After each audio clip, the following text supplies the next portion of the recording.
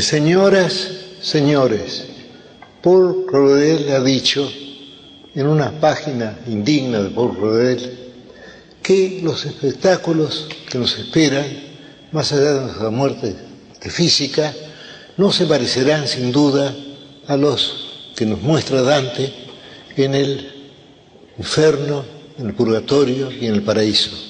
Ahora, esta curiosa observación de Claudel, en un artículo, por lo demás admirable, puede ser comentada de dos modos. En primer término, vemos que es un testimonio, una prueba de lo vívido de Dante. El hecho de que una vez leído el poema, y mientras lo leemos, tendemos a pensar que él se imaginaba el otro mundo exactamente como él lo presenta. Es decir, nosotros creemos, desde luego esto es absurdo, que Dante creía que una vez muerto, él se encontraría después con la montaña inversa del infierno, con las terrazas del purgatorio y con los cielos concéntricos del paraíso, y que además hablaría con sombras de la antigüedad clásica, algunas, que conversarían con él en tercetos en italiano. Eso es evidentemente absurdo. Y además tenemos, desde luego, esta observación de Claudel corresponde no a lo que razonan los lectores, porque razonándolo se darían cuenta que es absurdo, pero a lo que sienten y a lo que puede alejarlos del placer, de la intensa emoción de la lectura de la obra de Dante.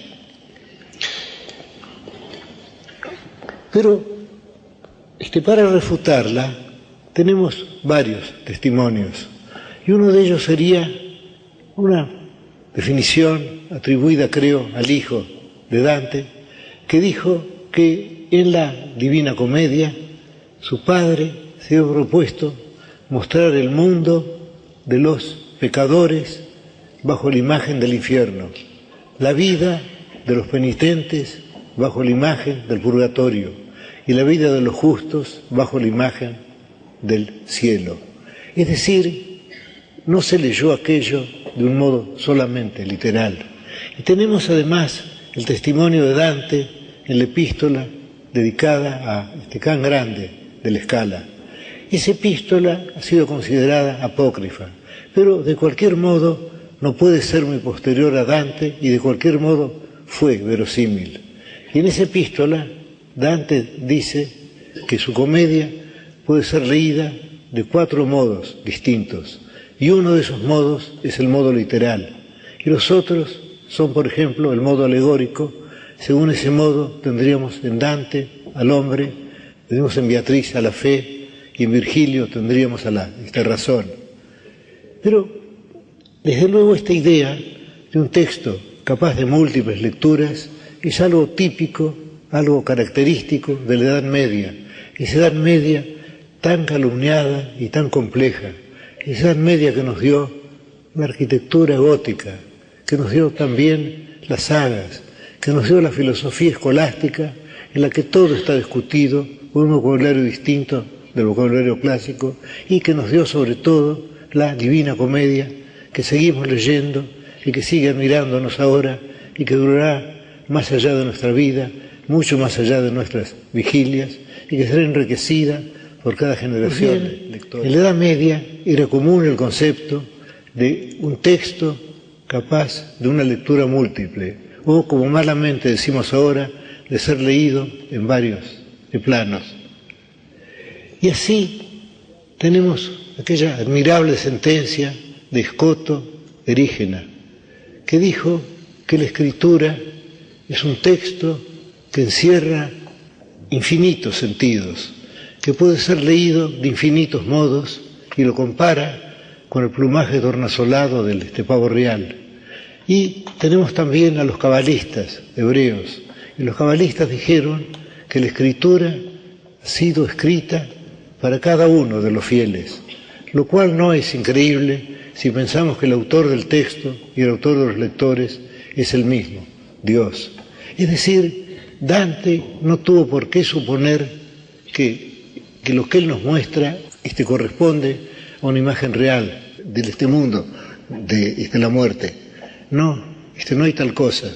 Dante no pudo pensar eso. Sin embargo, yo creo que es conveniente ese concepto ingenuo y falso. Es conveniente ese concepto de que estamos leyendo una narración verídica, de que estamos leyéndola de un modo literal. Y es conveniente para dejarnos llevar por esta lectura. De mí sé decir que soy un lector hedónico. No he leído jamás un libro porque ese libro fuera antiguo. No he leído jamás un libro porque ese libro fuera contemporáneo. He leído libros por la emoción estética que me deparan. Y he dejado para después los comentarios, los estudios, todo eso lo he ido postergando, y cuando leí la Divina Comedia me dejé llevar por la lectura. Es decir, he leído la Divina Comedia como he leído otros libros, menos famosos. Y quiero contarles aquí a ustedes, ya que estamos evidentemente entre amigos, y ya que no estoy hablando con todos ustedes, sino con cada uno de ustedes, quiero contarles la historia de mi comercio con la Divina Comedia. Todo esto empezó poco antes de la dictadura. Yo estaba empleado en una biblioteca del barrio de Almagro. Yo vivía en Las Heras y Pueyrredón y tenía que recorrer en lentos y solitarios tranvías el largo trecho que va desde ese barrio del norte a Almagro sur, a una biblioteca situada en Avenida La Plata y Carlos Calvo. Y el azar, salvo que no hay azar, salvo que lo que llamamos azar es realmente nuestra ignorancia de la compleja maquinaria de la causalidad, el azar me hizo encontrar 3 pequeños volúmenes. Yo hubiera ido traer uno como talismán ahora.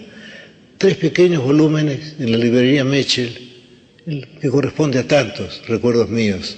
Y esos 3 pequeños volúmenes eran los 3 tomos del infierno, del purgatorio y del paraíso, vertidos al inglés por Carlyle. No por Thomas Carlyle, de quien hablaré luego, sino por un hermano suyo.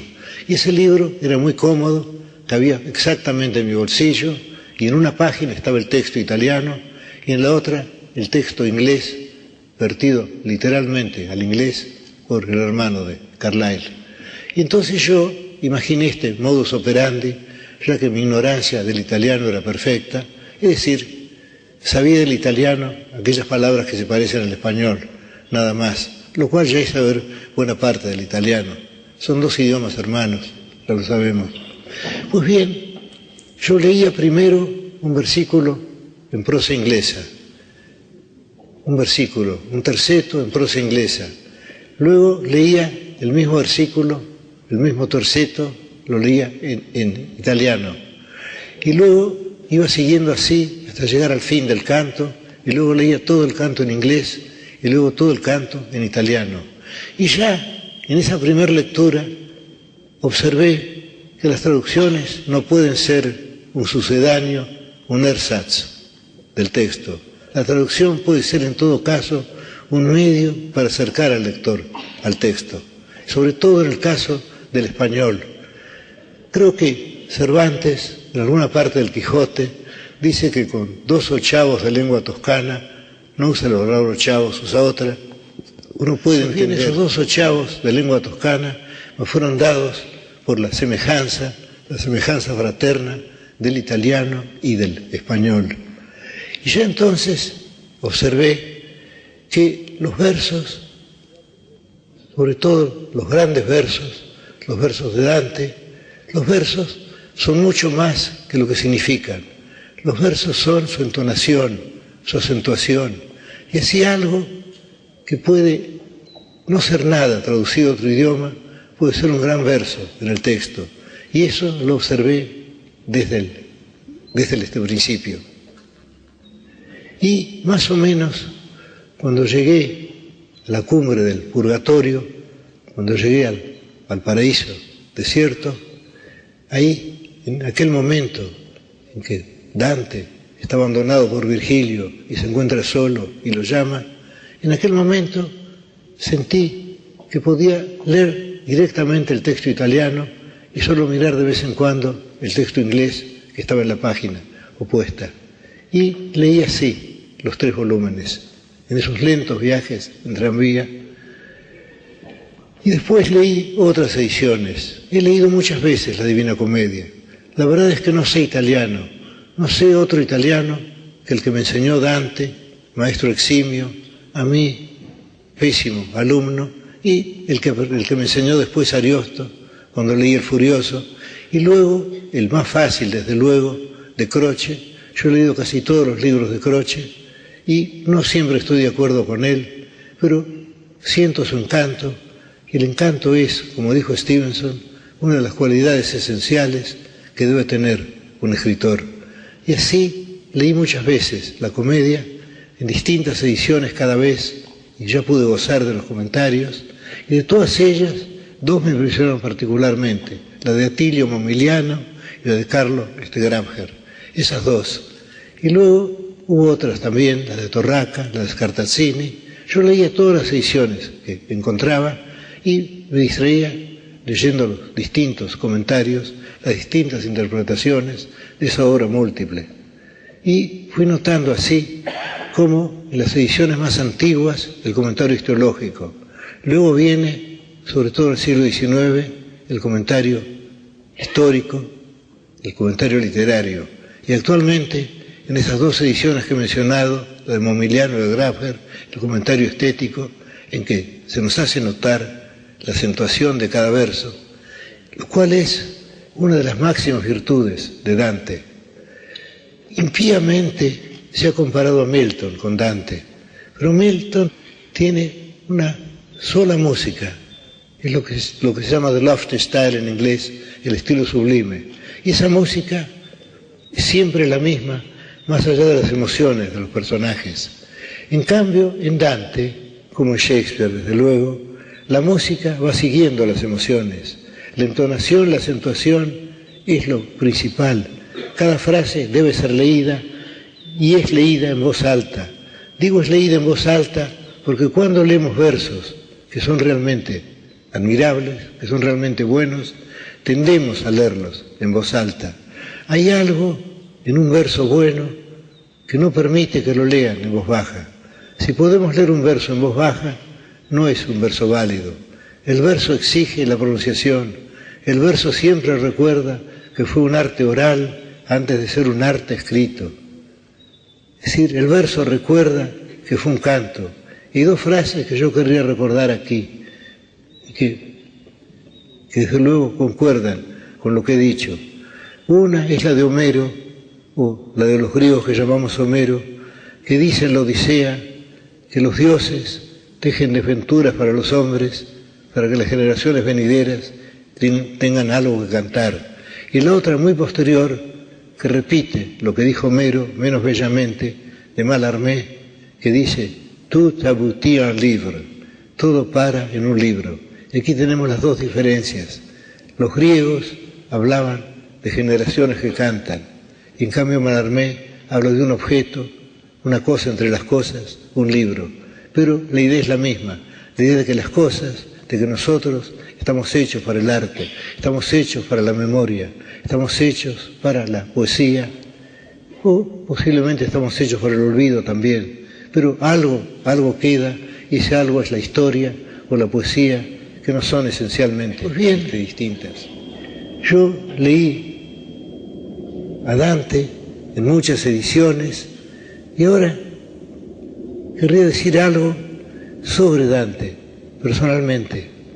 Y Carlyle y otros críticos han observado que la intensidad es la característica más notable de Dante.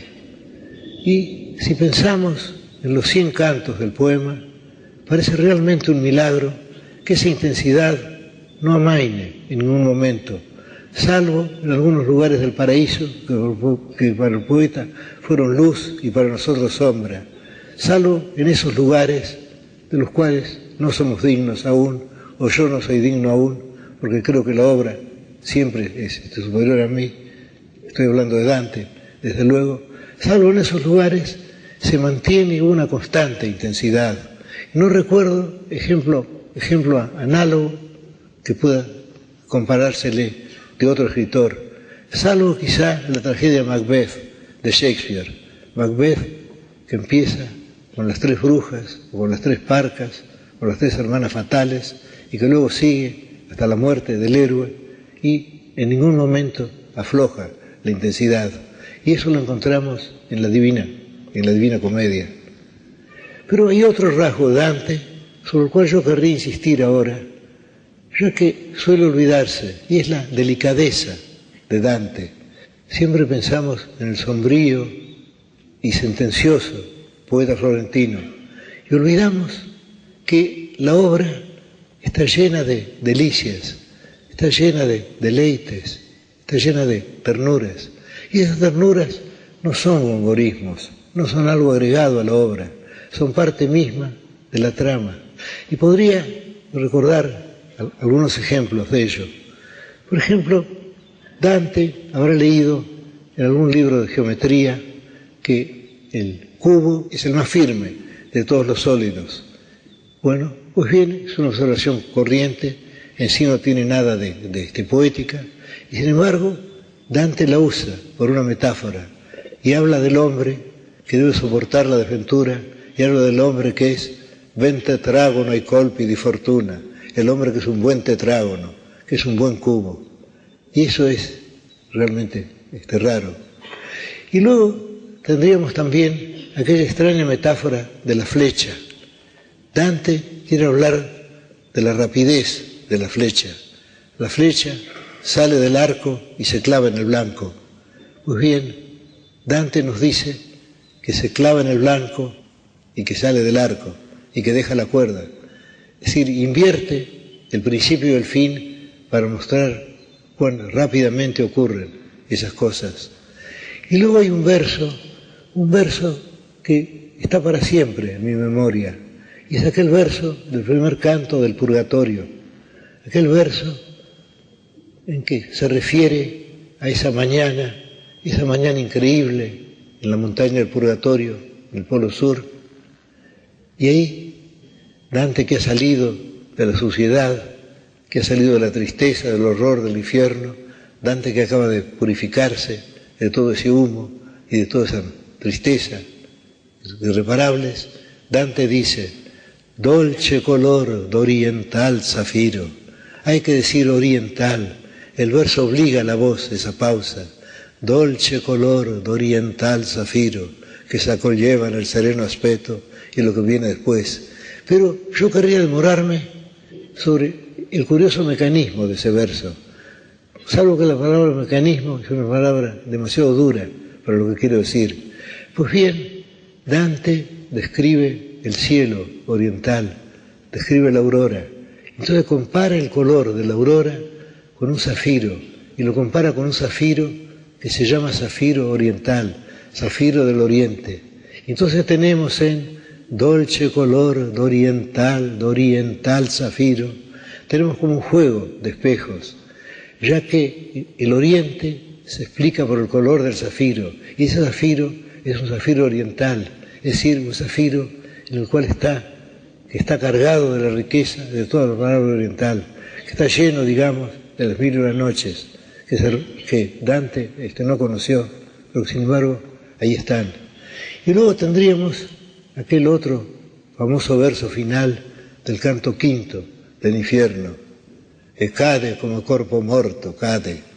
Pues bien, ¿por qué retumba la caída? La caída retumba por la repetición de la palabra. Toda la Divina Comedia está llena de felicidades de ese tipo. Pero lo que la mantiene, sobre todo, es el hecho de ser narrativa. Cuando yo era joven se despreciaba lo narrativo, se lo llamaba anécdota, y se olvidaba que la poesía empezó siendo narrativa, es decir, en las raíces de la poesía está la épica, y la épica, que es el género poético primordial, es narrativo, es decir, en la épica está el tiempo, en la épica hay un antes, un mientras y un después. Todo eso está en la poesía. Pues bien, yo aconsejaría al lector que se olvidara, digamos, de las discordias de los güelfos y gibelinos, que se olvidara de la escolástica, que se olvidara incluso de la mención de las alusiones mitológicas o de los versos de Virgilio, que Dante repite, a veces mejorándolos, siendo excelentes versos, como son en latín, que se olvidara de todo eso y que siguiera el relato. Y creo que nadie puede dejar de hacerlo.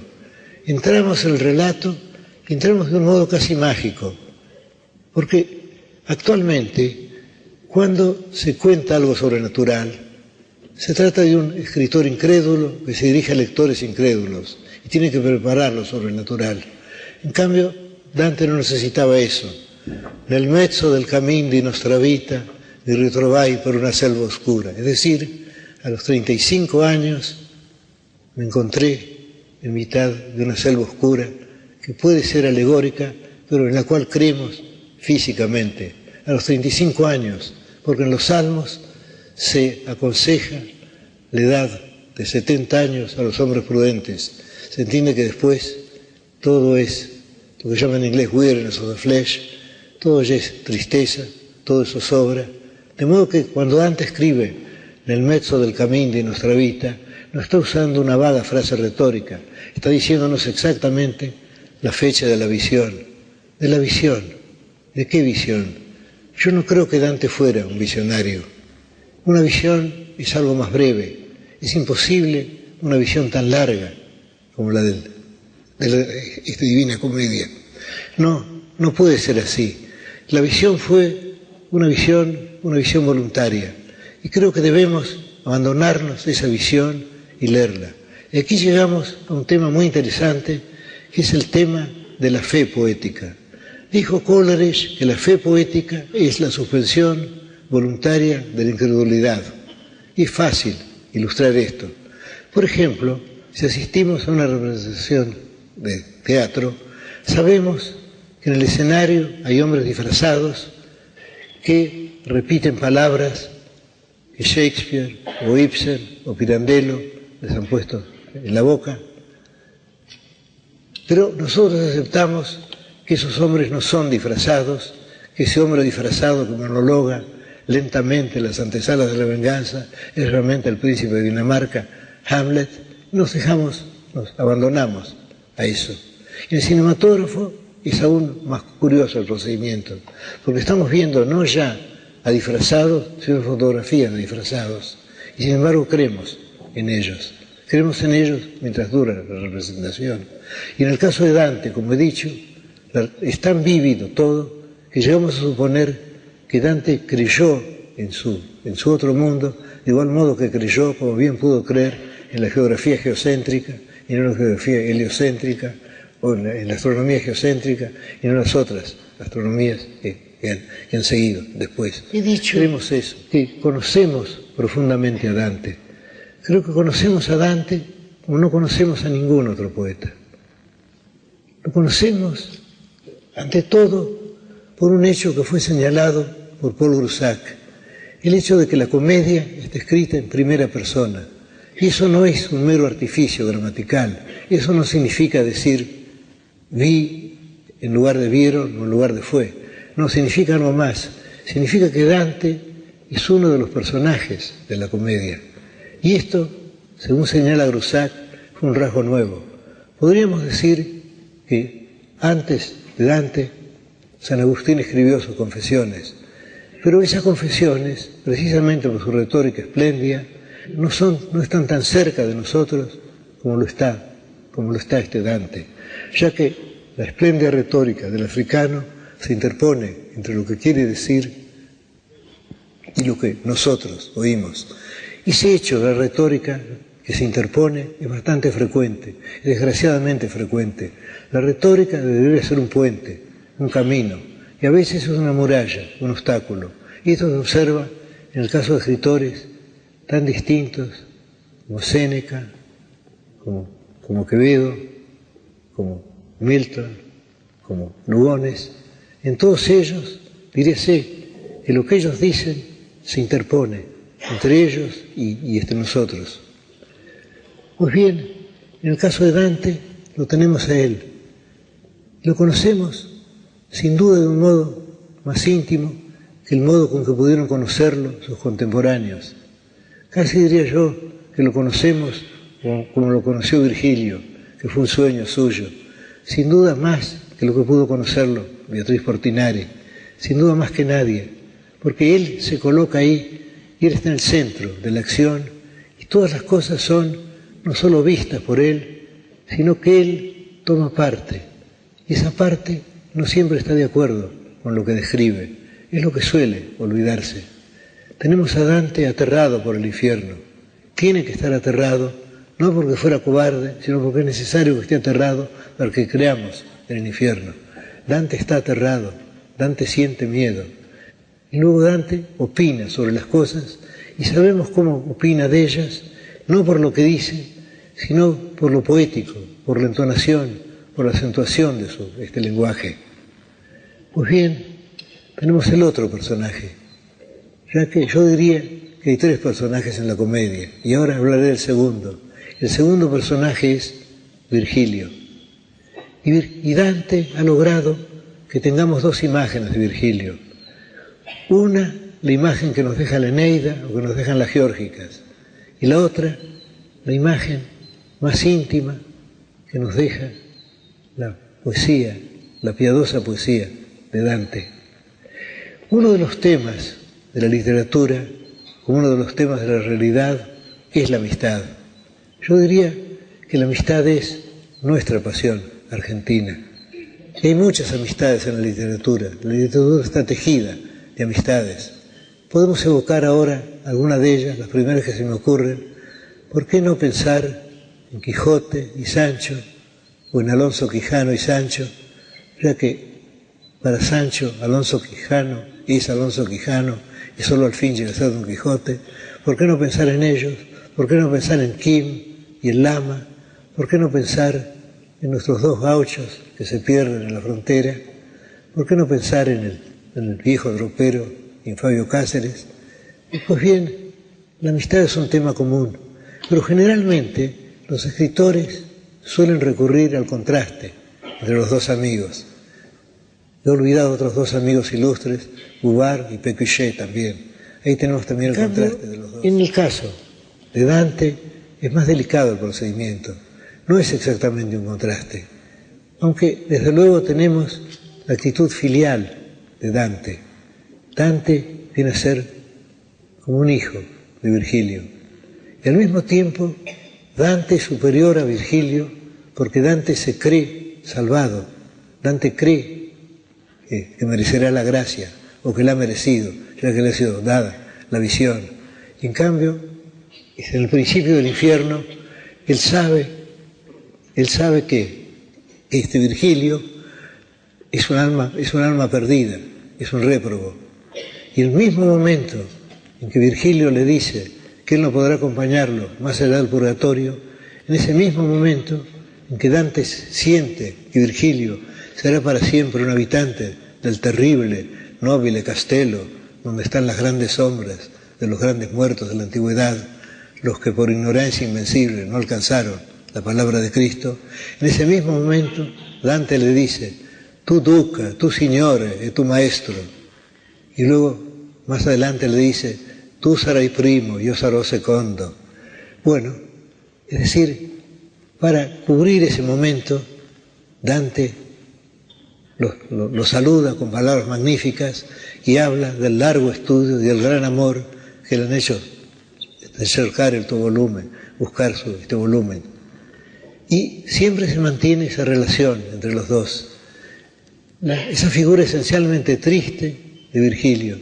Virgilio se sabe condenado para siempre a estar en el nobile Castello, lleno de la ausencia de Dios.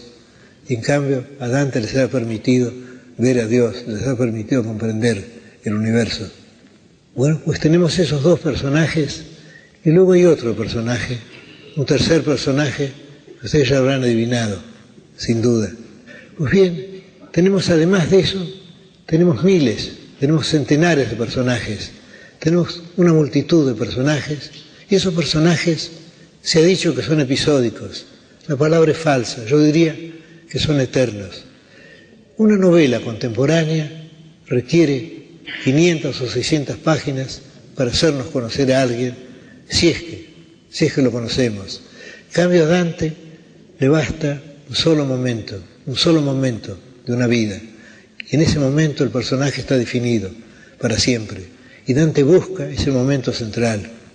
Y yo, humildemente, inconscientemente, he querido hacer lo mismo en muchos cuentos y he sido admirado por ese hallazgo, que es el hallazgo de Dante en la Edad Media, el de presentar un momento como cifra de una vida. Dijo Carlyle que hay dos características de Dante, desde luego hay más, pero dos esenciales, y esas dos son la ternura y el rigor, salvo que la ternura y el rigor no se contraponen, no son opuestos.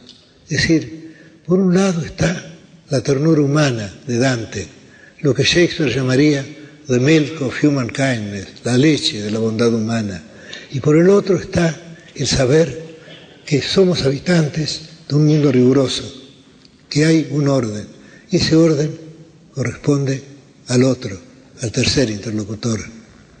Y ahora podríamos verlo en dos ejemplos. Creo que de este modo será claro de lo que acabo de decir. Vamos a tomar el episodio más conocido del infierno, el del canto quinto, el de Paolo y de Francesca.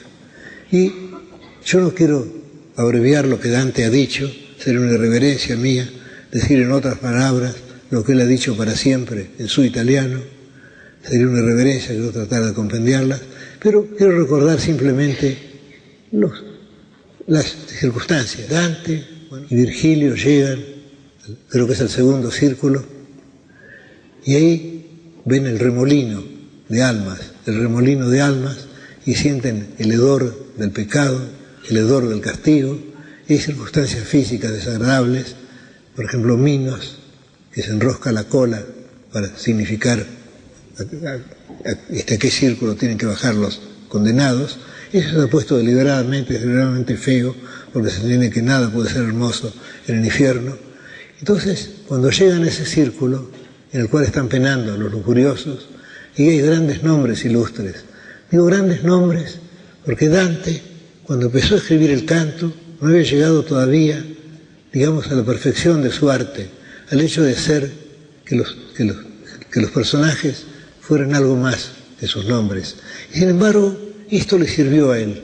Cuando él describe el Nobile Castello, vemos a los grandes poetas de la antigüedad, y entre ellos está Homero, el primero, espada en mano, y luego cambian palabras que no es honesto repetir. Pero aquí está bien ese silencio, porque todo eso condice con ese terrible pudor de quienes están condenados al limbo, de quienes no verán nunca la cara de Dios. Pero ya luego, cuando llegamos al canto quinto, entonces ya Dante ha llegado a su gran descubrimiento, la posibilidad de un diálogo entre las almas de los muertos y él, Dante, que lo sentirá y juzgará a su modo.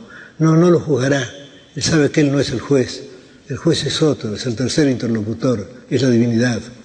Pues bien, ahí está Cleopatra luxuriosa, ahí está Semíramis, hay grandes sombras ilustres, pero Dante ve dos que él conoce, menos humildes, que pertenecen a la crónica contemporánea, Paolo y Francesco. Y entonces él sabe cómo han muerto ellos, los dos adúlteros.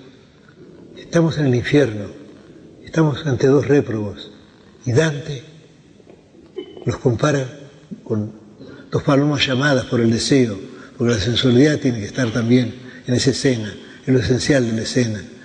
Entonces se acercan a él, y Francesca, que es la única que habla, Paolo no puede hablar, le agradece que los haya llamado y le dice estas palabras patéticas: si fosse amico el rey del universo, si fuera amigo el rey del universo. Es decir, dice el rey del universo porque no puede pronunciar el nombre de Dios, ese nombre está vedado en el infierno y en el purgatorio, tienen que decir el otro, o aquí el rey del universo. Entonces dice: si fuera amigo el rey del universo, dice esa alma perdida, le rogaríamos a él por ti, ya que tú tienes lástima de nuestros males. Y entonces ella cuenta su historia, y la cuenta dos veces. Y la primera vez la cuenta de un modo reservado, pero insiste en el hecho de que ella sigue estando enamorada de Paolo, sigue estando enamorada porque el arrepentimiento es imposible en el infierno, el arrepentimiento está vedado en el infierno, de modo que ella sabe que ha pecado, pero sigue fiel a su pecado, y esto le da una grandeza heroica.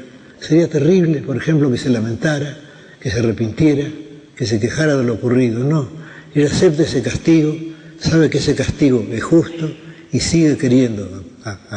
Luego Dante tiene una curiosidad. A él no le interesa el adulterio, a él no le interesa de qué modo fueron descubiertos y cómo los mataron. A él le interesa algo mucho más íntimo. A él le interesa saber cómo supieron que estaban enamorados, cómo se enamoraron, cómo llegó el tiempo de los dulces suspiros. Y le hace esa pregunta. Y aquí quiero apartarme de lo que estoy diciendo para recordar un pasaje, quizá una estrofa, quizá la mejor estrofa de nuestros Lugones, que inspirada sin duda por el canto quinto de la Divina Comedia. Es el poema que se titula, creo, Alma Venturosa. Y dice así: al promediar la tarde de aquel día, cuando iba mi habitual adiós a darte, fue una vaga congoja de dejarte, lo que me hizo saber que te quería. Un poeta inferior hubiera dicho que el hombre sintió una gran tristeza al despedirse de la mujer, y hubiera dicho que se veían raramente. En cambio aquí, al promediar la tarde de aquel día, cuando iba mi habitual adiós a darte, un verso feo a causa del hipérbato, pero eso no importa. Es decir, mi habitual adiós se veían frecuentemente, y luego fue una vaga congoja de dejarte, lo que me hizo saber que te quería. Es decir, el tema es esencialmente el mismo del canto quinto del infierno, de Dante. El hecho de dos personas que descubren que están enamoradas, de dos personas que ya están enamoradas y que no lo saben. Y eso es lo que Dante quiere saber, y quiere que ella le cuente cómo ocurrió eso. Entonces, ella le refiere el hecho que ustedes recordarán, aquello de que leían un día para deleitarse, leían sobre este Lancelote, cómo lo quejaba el amor. Dice que estaban solos y que no sospechaban nada, no sospechaban que estaban enamorados. Ella le dice que estaban leyendo ese libro, que a veces que se ruborizaron, pero que hubo un momento cuando leggiamo il lisiato riso e serbaciato con tanto amante, sí, cuando leímos que la deseada sonrisa fue besada por tal amante, la boca me baciò tutto tremante. Y aquí hay algo que no dice Dante, pero algo que se siente a lo largo de todo este episodio y que le da quizá su virtud. Y es esto: Dante, con infinita piedad, nos refiere ese destino de los dos amantes, y se siente al mismo tiempo que él envidia ese destino. Ellos están en el infierno, él se salvará, pero ellos se han querido y él no ha logrado el amor de la mujer que quiere, de Beatriz. De modo que en esto, questo, camai da me non fia diviso, hay como una jactancia también. Y esto tiene que sentirlo Dante como algo terrible, porque él ya está dividido de ella. En cambio, esos dos réprobos están juntos, no pueden hablarse, giran en el negro remolino, sin ninguna esperanza, ni siquiera nos dice Dante la esperanza de que su sufrimiento cese, pero sin embargo están juntos, y cuando ella habla, ella usa el nosotros, es decir, ella habla por los dos, de algún modo están juntos para la eternidad, es decir, comparten el infierno, y eso para Dante tiene que haber sido una suerte de paraíso. He hablado de este episodio, y luego él los oído, está muy emocionado, y luego él cae como cae un cuerpo muerto, y ahí cesa el episodio, y luego ya entramos en los otros cantos en que los muertos van hablando, y cada uno se define, y cada uno se define para siempre en un solo instante de su vida. Dante no necesita la sucesión cronológica ni la evolución. Hay un momento en el cual un hombre se encuentra para siempre consigo mismo, y ese momento puede ser el momento elegido por Dante. Ahora bien, se ha dicho que Dante es cruel con Beatriz. Se ha dicho que Dante condena a Beatriz, pero esto es ignorar el tercer personaje.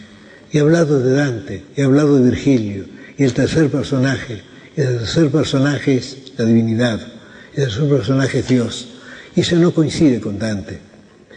Quienes no comprenden la Divina Comedia dicen que Dante la escribió para castigar, para vengarse de sus enemigos y para premiar a sus amigos. Nada más falso.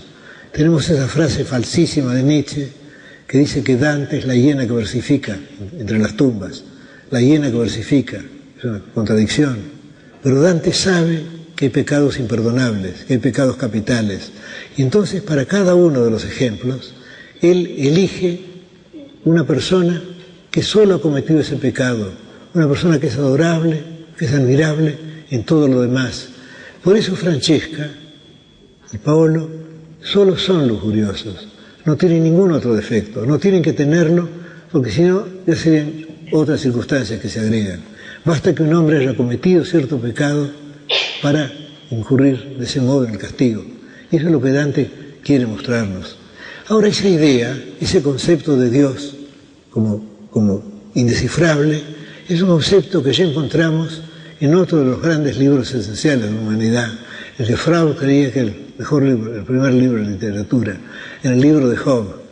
Ustedes recordarán cómo Job condena a Dios, cómo sus amigos lo justifican, y cómo al fin Dios habla desde el torbellino y rechaza igualmente a quienes lo justifican y a quienes lo acusan. Dios está más allá de todo juicio humano. Y Dios, para ilustrar esto, se sirve de dos ejemplos extraordinarios. Se sirve de la ballena y el elefante. Es decir, busca dos monstruos. Es decir, Dios es para nosotros algo monstruoso, algo tan lejano como el Leviatán y como el Behemoth, ese monstruo que tiene un nombre plural, el que significa muchos animales en hebreo. Pues bien, Dios en el libro de Job está más allá de todo juicio humano. Y eso lo declara Él, y los hombres se humillan ante Él porque se han atrevido a juzgar a Dios, se han atrevido a justificarlo. Él no precisa justificaciones. Él está, como diría Nietzsche, más allá del bien y del mal. Es otra categoría. Pues bien, si Dante hubiera coincidido siempre con el Dios que él imagina, se vería que ese Dios es un Dios falso, es simplemente la réplica de Dante. En cambio, Dante tiene que aceptar ese Dios, y tiene que aceptarlo como acepta el hecho de que Beatriz Portinari no lo haya querido, como acepta el hecho de que Florencia es infame, como acepta el hecho de su destierro, de su muerte en Ravenna. Él tiene que aceptar todo eso, tiene que aceptar el mal del mundo, tiene que aceptarlo, y al mismo tiempo tiene que adorar a ese Dios que no entiende. Hay un personaje que falta en la Divina Comedia, pero que no podía estar porque hubiera sido demasiado humano para la Divina Comedia. Ese personaje es Jesús. Jesús no aparece en la Divina Comedia, ese le estaba vedado, era una persona. Quiero llegar, por fin, al segundo episodio. Y ese episodio es para mí el más alto de la Divina Comedia. Se encuentra, creo, en el canto 26 o 27, no recuerdo bien. Yo hace muchos años que no releo la Divina Comedia. Estoy ciego. Ese episodio se encuentra, creo que en el canto 26 del Infierno. Es el episodio de Ulises. Yo escribí alguna vez un artículo titulado El enigma de Ulises.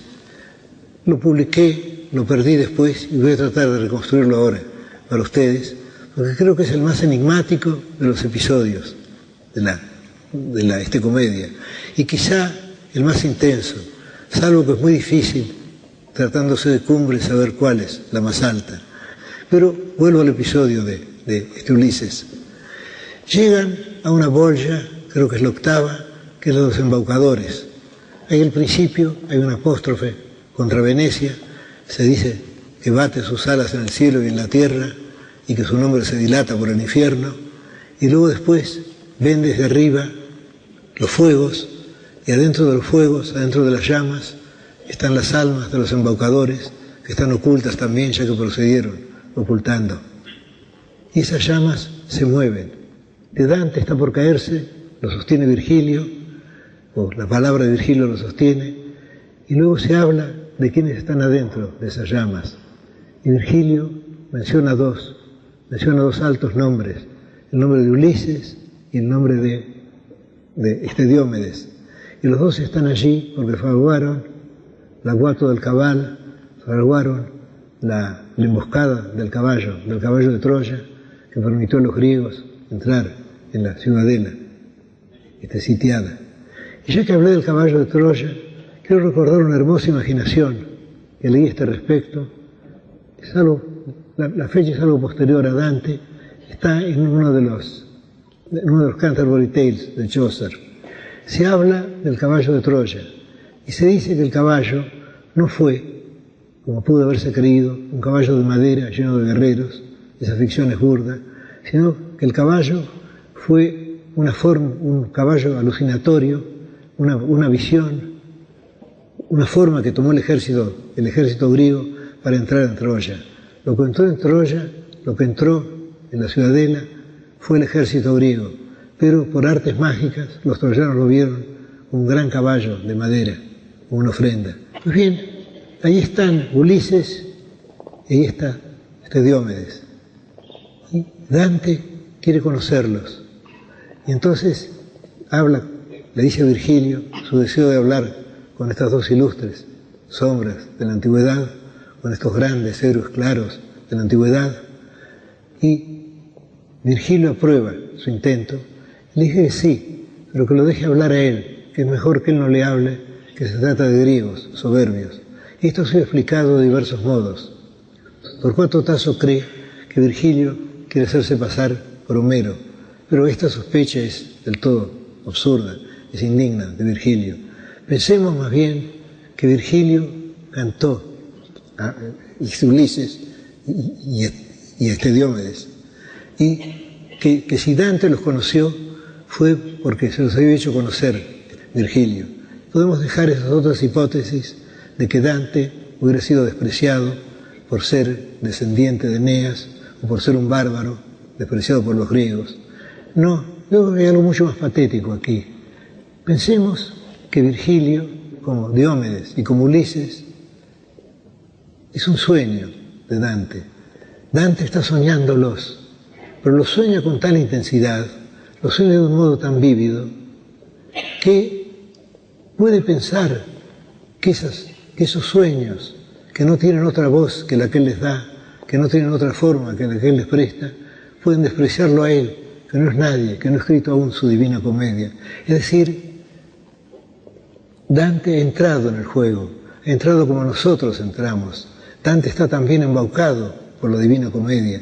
Piensa, estos son claros héroes de la antigüedad y yo no soy nadie, yo soy un pobre hombre. ¿Por qué van a hacer caso de lo que yo les digo? Y entonces Virgilio les pide que cuenten cómo murieron.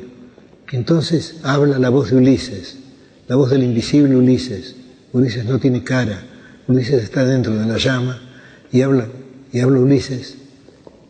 Y entonces aquí llegamos a lo prodigioso, llegamos a una leyenda creada. Ulises deja Circe y llama a sus compañeros, Vecchi y Tarde, y les dice que aunque son ya gente vieja y cansada, sin embargo han atravesado con él miles de peligros y les propone una empresa noble, la empresa de cruzar las columnas de Hércules y de explorar el mar, de conocer el mundo senza gente, porque se creía entonces que el hemisferio austral era un hemisferio de agua, no se sabía que hubiera nadie allí. Es decir, él les dice que son hombres, que no son bestias, que han nacido para el coraje, para el conocimiento, que han nacido para conocer y para comprender.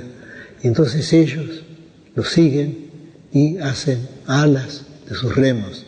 Es curioso que esta metáfora se encuentra también en la Odisea, que Dante verosímilmente no conoció. Y entonces navegan y dejan atrás a Ceuta y a Sevilla, y luego doblan y entran en el alto mar abierto, y luego doblan hacia la izquierda.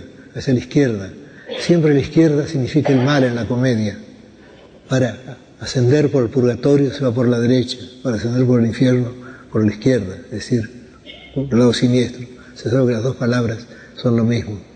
Y luego se nos dice que la noche ve todas las estrellas del otro hemisferio, todas las estrellas, nuestro hemisferio, el hemisferio cargado de estrellas, no el hemisferio boreal que tiene menos estrellas. Y entonces navegan, y navegan durante 5 meses, y luego al fin ven tierra. Y lo que ven es una montaña parda por la distancia, una montaña más alta que ninguna de las que habían visto. Y entonces Ulises dice, nuestra alegría se cambió en llanto, porque de la tierra sopla un torbellino y la nave se hunde. Y esa montaña es la montaña del purgatorio, según se ve en otro canto. Dante creía que el purgatorio, o Dante simula creer para fines poéticos, su poema, el purgatorio era antípoda de la ciudad de Jerusalén. Bueno, llegamos a este momento terrible y nos preguntamos, ¿por qué ha sido castigado Ulises? Evidentemente, lo que se ha dicho antes, de que fue castigado por la treta del caballo, es falso, puesto que el momento culminante de su vida es otro. Es esa empresa en sí generosa, esa empresa denodada de querer conocer lo vedado, lo imposible. Y nos preguntamos, ¿por qué tiene tanta fuerza este canto? Pero antes de contestar, yo querría recordar un hecho que no ha sido señalado por ningún historiador de la literatura, que lo sepa. Es el de otro gran libro, un gran poema de nuestro tiempo, el Moby Dick de Herman Melville, que ciertamente conoció la Divina Comedia. Pues bien, ahí tenemos también un barco folo, tenemos también el vuelo insensato, tenemos también la empresa insensata, el mutilado capitán Ahab, que quiere vengarse de la ballena blanca, y al fin la encuentra y la ballena lo hunde. Y la última página de la gran novela de Melville concuerda exactamente con el fin del canto de Dante. El mar se cierra sobre ellos, se hunden. Y sin duda Melville, al escribir esto, tuvo que recordar la Divina Comedia. Aunque yo prefiero pensar que la leyó, que la asimiló de tal modo que pudo olvidarla, literalmente. Es decir, que la Divina Comedia llegó a ser parte de él y que luego redescubrió lo que había leído hace ya muchos años. Pero la historia es la misma, salvo que el capitán Ahab no está movido por un ímpetu noble, está movido por el deseo de la venganza. Y en cambio, en el caso de Ulises obra como el más alto de los hombres. Ahora, ¿a qué debe su carga trágica este episodio? Yo creo que hay una explicación, y para mí es la única, valedera, no sé qué dirán ustedes, y es esta, y es que Dante sintió de algún modo que Ulises era él. No sé si lo sintió de un modo consciente o no, eso poco importa. Pues bien, Dante, en algún terceto de la Divina Comedia, dice que a nadie le está permitido saber cuáles son los juicios de la providencia. No podemos adelantarnos al juicio de la providencia. Nadie puede saber quién será condenado o salvado. Sin embargo, él había osado, siquiera de modo poético, adelantarse a ese juicio. Él nos muestra condenados y nos muestra felices, bienaventurados. Y él tenía que saber que al hacer eso, él estaba corriendo un peligro. Él tenía que saber que estaba de algún modo adelantándose al indescifrable la providencia de Dios. Y por eso el personaje de Ulises tiene la fuerza que tiene, porque Ulises es un espejo de Dante, porque Dante sintió que él merecería acaso ese castigo. Es verdad que él había escrito el poema, que el poema estaba escrito como poema, pero de algún modo él podía estar infringiendo las misteriosas leyes de la noche, de Dios, de la divinidad. Por eso debe su fuerza, creo, el episodio. Pues bien, ahora he llegado al fin, quiero solamente insistir sobre el hecho de que nadie debe privarse de esa felicidad, que es la divina comedia, que debe leerla de un modo ingenuo. Después vendrán los comentarios, después tendremos el deseo de saber qué significa cada alusión mitológica.